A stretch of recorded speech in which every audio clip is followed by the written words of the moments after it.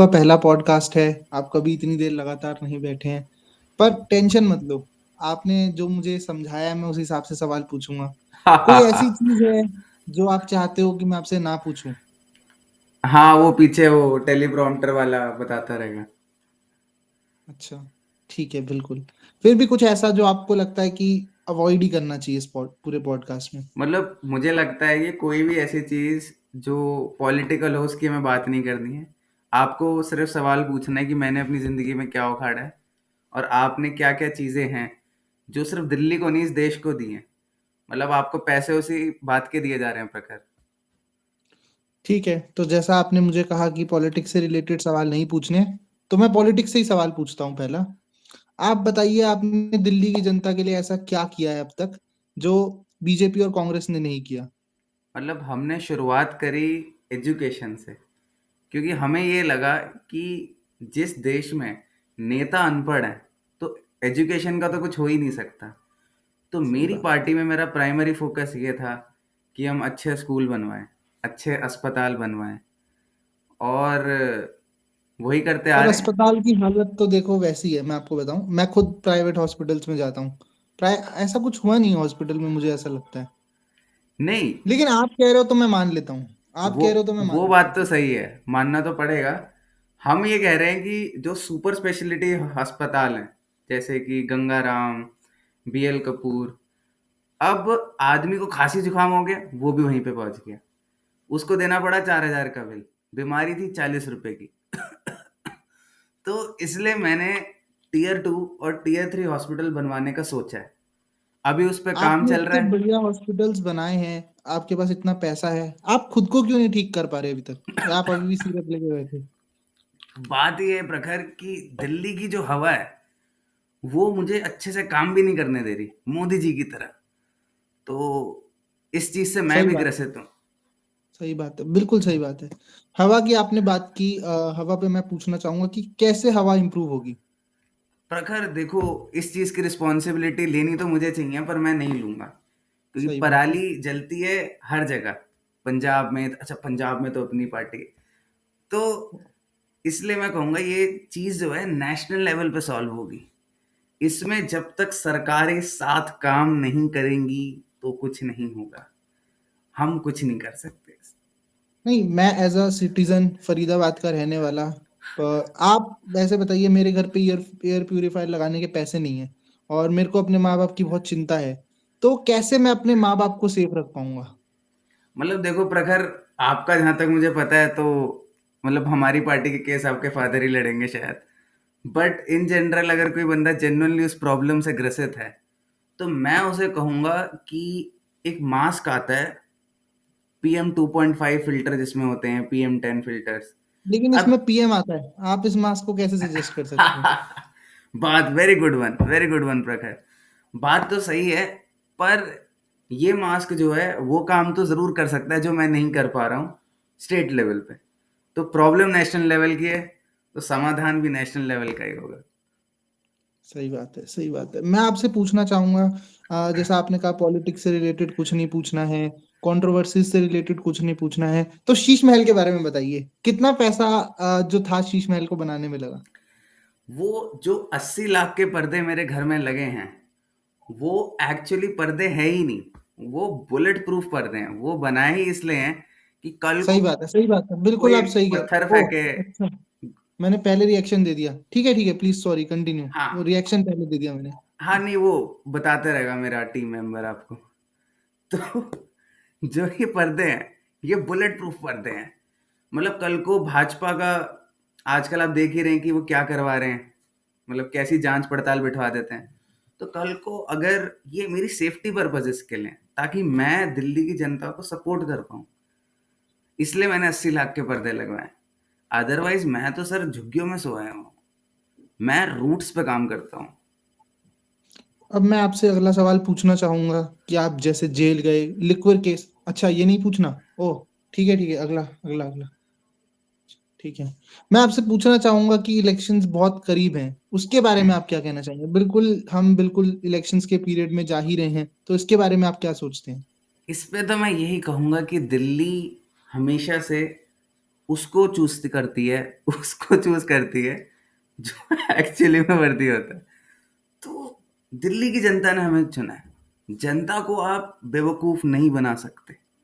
मैं अपनी बात नहीं कर रहा, आप नहीं बना सकते। तो इस बार भी मुझे लगता है कि बाय द वर्च्यू ऑफ जनता, जो भी कहा जाए, मैं ही आऊंगा। दिल्ली की जनता की आपने बात की, मैं ऐसा मानता हूँ कि दिल्ली की जनता बहुत स्मार्ट है, बहुत स्मार्ट है, मतलब मुझे हाँ, ऐसा लगता है, क्योंकि दिल्ली में स्मार्ट क्लासेस हैं, मेरे जैसे स्मार्ट इंटेलेक्चुअल पॉडकास्ट करने वाले हैं, बिल्कुल बिल्कुल। आपके जैसे smart corrupt non corrupt politicians हैं, आपके जैसे ईमानदार कट्टर ईमानदार पॉलिटिशियंस हैं जो देश का भला करना चाहते हैं। तो मुझे लगता है दिल्ली के पीपल को पता है कि कौन स्मार्ट है और किसे चूज करना है। मैं आपकी तरफ इशारा नहीं कर रहा हूँ कि वो आपको जितवाए, मैं ऐसा नहीं कह रहा हूँ, पर दिल्ली की जनता स्मार्ट है, मुझे ऐसा लगता है। आप क्या कहना चाहेंगे? मैं तो यही कहूंगा, जनता हर जगह की स्मार्ट है, पर दिल्ली की थोड़ी ज्यादा समझदार है। तभी हम उनको इतनी सारी चीजें मुफ्त में देते हैं, मतलब जो उनको चाहिए वो देते हैं। और इसी वजह से वो हमें हम पे ये सौंपते हैं कि आप इस सिटी को चलाएं, और हम इसी रीजन की वजह से आज इतना कुछ प्रोग्रेस कर पाए हैं। और इंशाल्लाह, आई मीन, लोगों की वजह से ही मैं यहाँ तक आया हूँ, और लोगों की वजह से ही मैं इस मुहिम को और आगे तक लेके जा पाऊंगा। मुझे आपकी ये बात बहुत अच्छी लगी, आप बहुत सेकुलर व्यक्ति हैं। आपने अभी इंशाअल्लाह बोला, मैं इस बात से बहुत मतलब हैप्पी हुआ इस बात को मैं देखकर। जीसस क्राइस्ट, जीसस क्राइस्ट, हाँ। जय श्री राम। हम्म। अच्छा, ये नहीं बोलना था, ओ ठीक है। अगला सवाल मैं आपसे पूछना चाहूंगा, जो मुझे लगता है कि बहुत जरूरी है, सब लोगों को इसके बारे में जानकारी होनी चाहिए। आपने कहा पूरे देश की जनता स्मार्ट है, तो वो आप बाकी सिटीज में क्यों नहीं जीत पा रहे? सिर्फ दिल्ली और पंजाब तक ही आप डिस्ट्रीब्यूटेड रह गए हैं, इसके इसके पीछे आप क्या मानते हैं, क्या वजह होगी? देखिए, हम कांग्रेस और बीजेपी के बाद पहली ऐसी नेशनल पार्टी हैं जो यहाँ पे खड़े हो पाए हैं। तो हमारे लिए स्केल पे कुछ भी कर पाना तब तक मुमकिन नहीं है जब तक हम हमें किसी का सपोर्ट ना मिले। मैं कांग्रेस की बात नहीं कर रहा हूँ, पर हम बिना गठबंधन, मतलब बिना सपोर्ट के, हम स्केल पे भारत को फिक्स नहीं कर सकते। तो सपोर्ट तो चाहिए लोगों का। और जैसा आपने कहा नेशनल पार्टी, नेशनल पार्टी वो होती है ना जो मल्टीपल स्टेट्स में होती है। आप तो दिल्ली में, अच्छा पंजाब में आप जीत गए थे, हाँ ठीक है। तो मतलब आप दो स्टेट्स में हैं, तो आप अपने आप को नेशनल पार्टी मानते हो, मतलब आपका ये मानना है कि आम आदमी party is a national party? Actually इस चीज को लेके राघव भी बड़ा कंफ्यूज था। तो फिर किसी तरीके से मैंने उसे वर्ल्ड इकोनॉमिक फोरम में भेज दिया और वहां पर कुछ सेटिंग बिठा दी।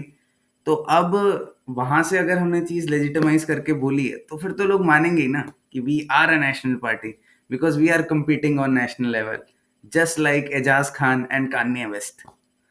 आईआरएस का दिमाग सर, आपका दिमाग सर बहुत मतलब तेज चलता है। मुझे लगता है कि सबसे बड़ी खासियत आपकी है।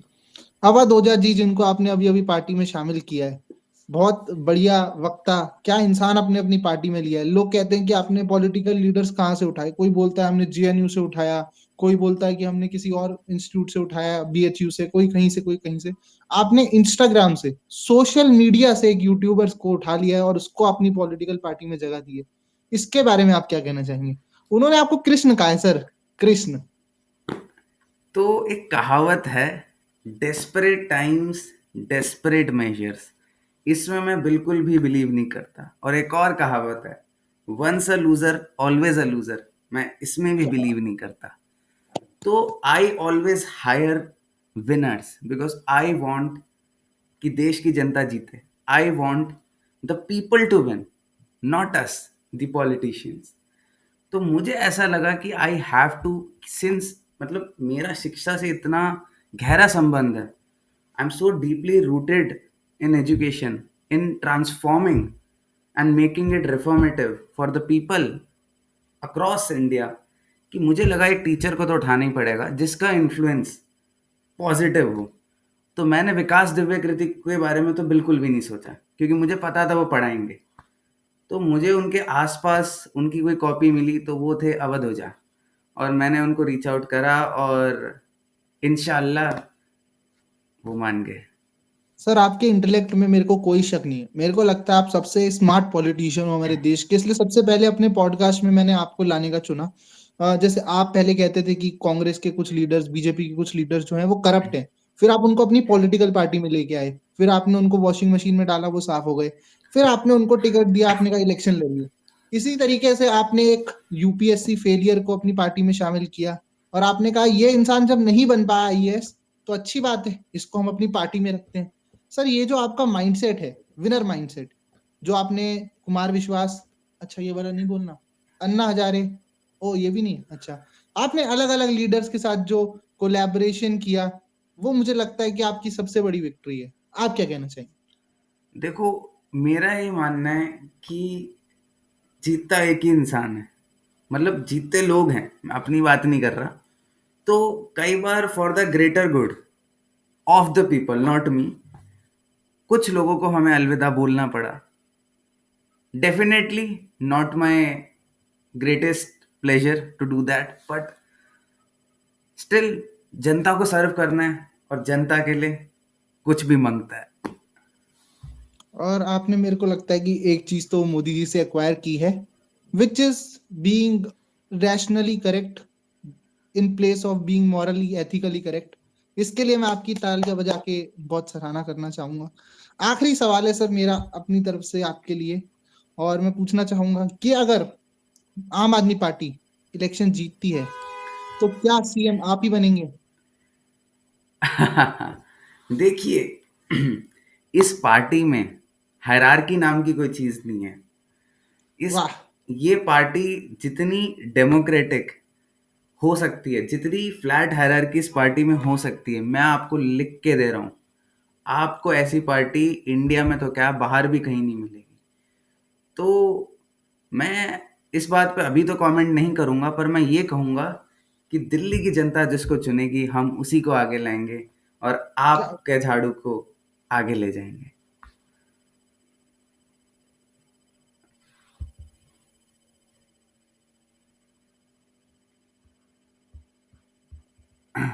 पर आपके इंटेलेक्ट को देखते हुए सर, मैं इस बात को लेके 100% श्योर हूं कि दिल्ली का सीएम अगर कोई बन सकता है तो वो आप हैं सर। सही बात है। बहुत शुक्रिया आपका। ये है सबसे अनफिल्टर्ड, सबसे ज्यादा ऑनेस्ट, सबसे ज्यादा रैशनल पॉडकास्ट जो आपने आज तक विटनेस किया हो। अच्छा, ठीक है। और सबसे ऑनेस्ट पॉलिटिशियन के साथ मैं कहना चाहूंगा, ये मेरे को पता नहीं था, बता दिया उन्होंने।